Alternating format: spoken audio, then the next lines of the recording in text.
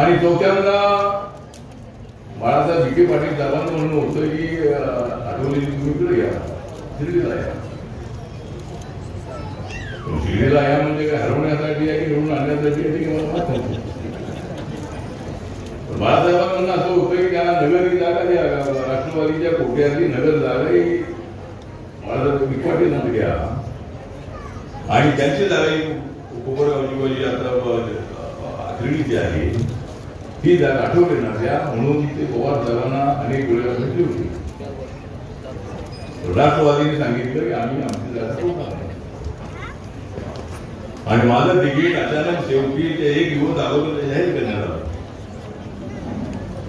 आणि उभा राहिलो. पण त्या ठिकाणी माझ्यासोबत सगळे होते.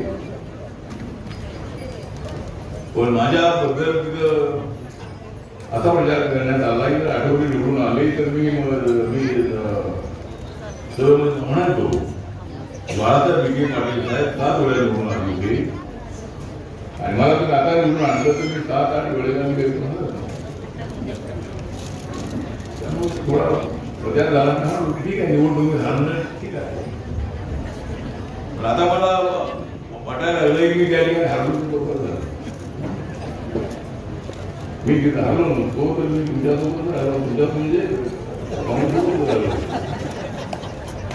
आणि काँग्रेससोबत राहून मला बाहेर राहावं लागलं. मला आज सोबत त्यामुळे गाडी हरल्या म्हणलो.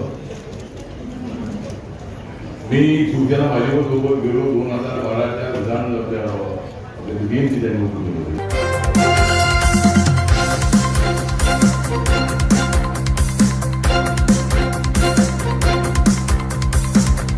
समाज साधना न्यूज, समाजहितासाठी सदैव अग्रेसर.